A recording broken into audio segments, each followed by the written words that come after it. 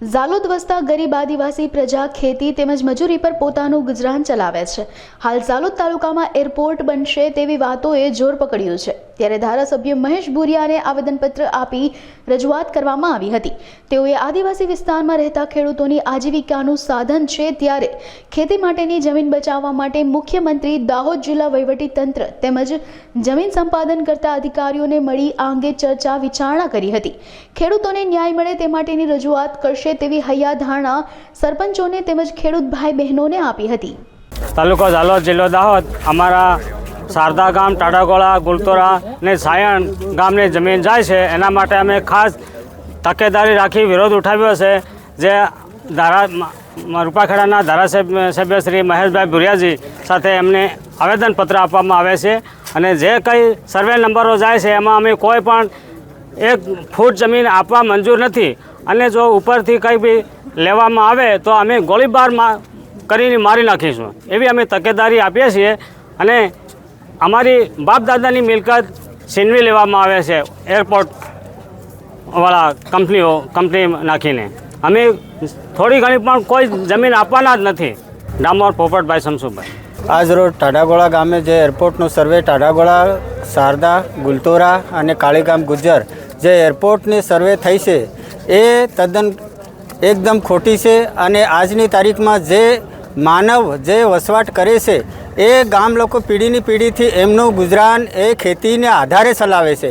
કોઈ એમની પાસે રોજગારી કે મોટો ધંધો નથી અને વસવાટ કરતી જે વખતે બાપદાદાઓની મિલકતથી વસવાટ જે ખેતરો ખેડી અને ઝાડ બીડ તોડી અને પાળા એ તોડી અને લોકોએ સરખા કરીને આજની તારીખમાં જે એરપોર્ટવાળા જે લોકોની જમીન છીનવી માંગે છે એ કાલના દિવસમાં એમનું ભાવિ પેઢી બાળ ગોપાલ લઈને ક્યાં જશે અને એ કઈ રીતે એમનું ગુજરાન ચલાવશે, એના માટે અમે ટાડાગોળા ગામથી અને શારદા, ગુલતોરા, કાળીગામ એવા વતીથી અમે એરપોર્ટને તદ્દન વિરોધ કરીએ છીએ। એ એરપોર્ટ તદ્દન ખરેખર ખોટું છે અને એ સર્વે પણ ખોટું છે અને થવું નહીં જોઈએ અને નહીં થવા જોઈએ। ગમે તે થાય અમે ગમે ત્યાં જઈને લડીશું।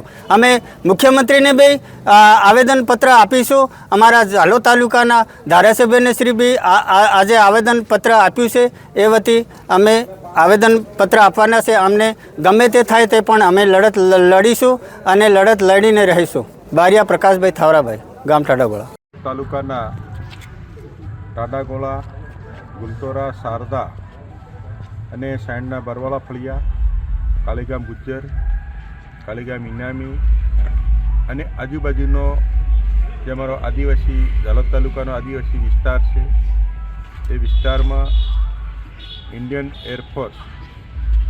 એરપોર્ટ નાખવાનું સરકારશ્રીએ નક્કી કરવામાં આવેલ છે। આ વિસ્તારના ધારાસભ્ય તરીકે જે અમારા આદિવાસી સમાજના ખેડૂત ભાઈ બહેનોને ખેતી કરી પોતાનો જીવન આજીવિકાનું સાધન છે અને વર્ષો વર્ષ વડીલો પાર્જિત અમારી એ જમીન ફળદ્રુપ જમીન આવેલી છે, ત્યાં એમની મિલકત મકાનો આવેલા છે, એમનું રાસ રસીલો કૂવાના સાધનો આવેલા છે અને એમની ત્યાં અમારા બાળકોને અભ્યાસ માટેની નજીકમાં પ્રાથમિક શાળાઓ આવેલી છે, આંગણવાડી કેન્દ્રો આવેલા છે। અમારા સમાજને ખેતી આધારિત જીવન જીવનારો આદિવાસી સમાજ છે।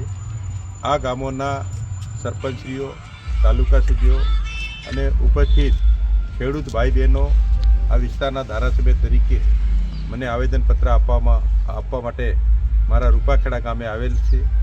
તો હું રાજ્યના મુખ્યમંત્રી ભૂપેન્દ્રભાઈ પટેલને અને જિલ્લાનું વહીવટીતંત્ર અને કલેક્ટરશ્રી અને જિલ્લાની જે જમીન સંપાદન કરનાર છે એવા સંપાદન અધિકારીશ્રીઓને અને રાજ્યના મુખ્યમંત્રીશ્રીઓને આજે મને આવેદનપત્ર આપવામાં આવેલ છે।